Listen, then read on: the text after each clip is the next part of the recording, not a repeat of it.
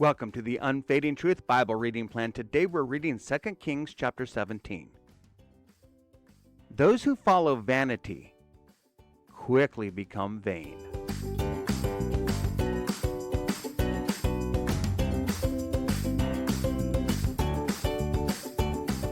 Well, since we last left off, the Lord restrained Judah from waging war against the northern tribes of Israel, confirming that the kingdom's division was from his hand. What followed was not a recovery, but a steady descent, especially in Israel, which immediately established a rival system of worship with golden calves, setting a pattern of idolatry that every northern king after would follow. Though prophets like Elijah and Elisha powerfully confronted this rebellion and called the people back to covenant faithfulness, their warnings largely went unheeded. Kings rose and fell in rapid succession, many through violence and assassination, each one doing evil in the eyes of the Lord and leading the people further astray. Meanwhile, Judah fared only slightly better, with occasional faithful kings interrupting a pattern of compromise and decline. Ultimately, after generations of persistent idolatry and refusal to listen to the Lord's prophets, the northern kingdom reached its breaking point. Assyria conquered Israel, carried its people into exile, and scattered them among the nations, just as the Lord had long warned. 2 Kings chapter 17, we'll start reading here at verse 7. All this took place because the Israelites had sinned against the Lord their God, who had brought them up out of Egypt from under the power of Pharaoh, king of Egypt. They worshipped other gods and followed the practices of the nations that the Lord had driven out before them, as well as the practices that the kings of Israel had introduced. The Israelites secretly did things against the Lord their God that were not right. From watchtower to fortified city, they built themselves high places in all their towns. They set up sacred stones and Asherah poles on every high hill and under every spreading tree. At every high place they burned incense, as the nations whom the Lord had driven out before them had done. They did wicked things that aroused the Lord's anger. They worshipped idols, though the Lord had said, "You shall not do this." The Lord warned Israel and Judah through his prophets and his seers, "Turn from your evil ways, observe my commands and decrees in accordance with the entire law that I commanded your fathers to obey, and that I delivered to you through my servants the prophets." But they would not listen and were as stiff-necked as their fathers, who did not trust in the Lord their God.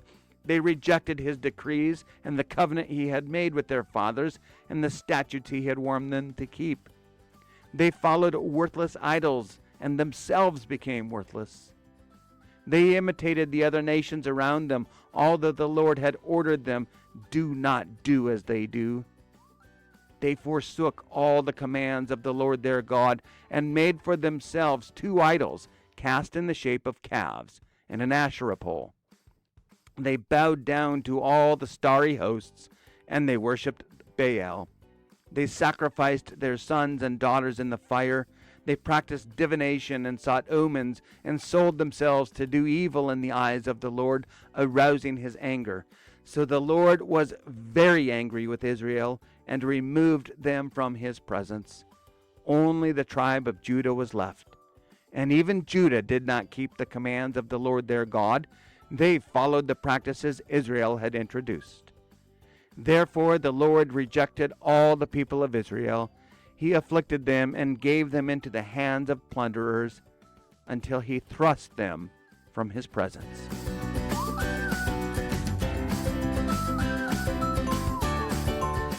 Question and answer number 94 of the Heidelberg Catechism. What does the Lord require in the first commandment? The first part of the answer goes this way: that I, not wanting to endanger my very salvation, avoid and shun all idolatry.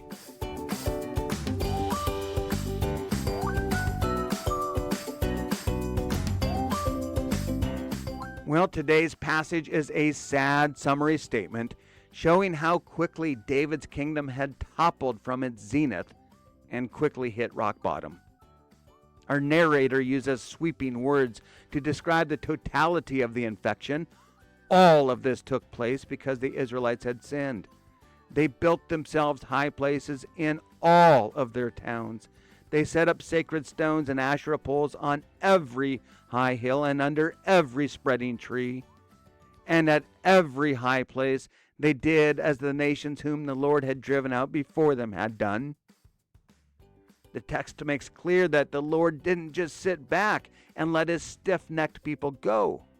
The Lord warned Israel and Judah through all his prophets and seers, calling them to once again observe his commands and decrees. Verses 14 and 15 show how it is that this infection so quickly spreads among God's people, which was Israel then and us now. The infection starts with a refusal to listen to God's word. All throughout the Bible, God primarily communicates audibly with his people, sometimes in ways that everyone could hear, as he did from Mount Sinai, and other times through individual prophets, but most of the time through fathers talking about God's commandments at home with their children. Once the people refuse to listen, their descent accelerates, and they no longer trust the Lord their God.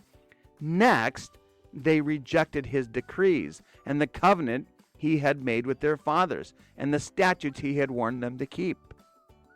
All those old prescriptions, they seemed so repressive to the people that longed to imitate the nations around them.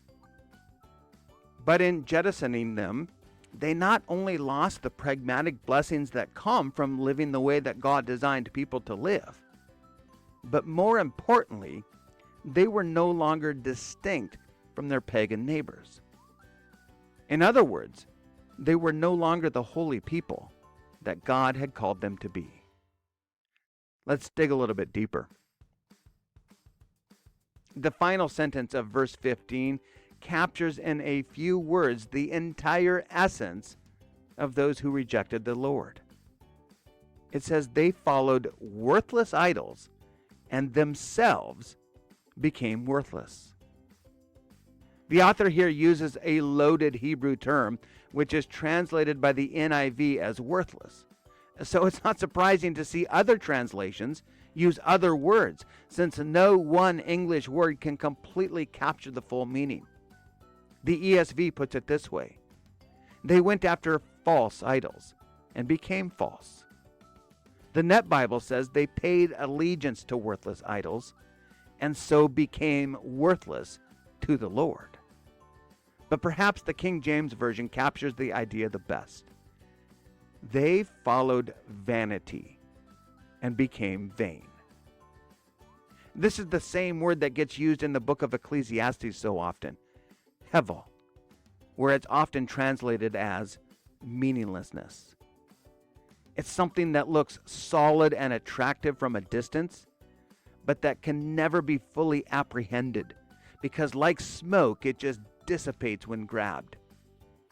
So those who refuse to listen, reject God's covenant law, and chase vanity, well, they may look good from a distance, but ultimately there's nothing substantial to them.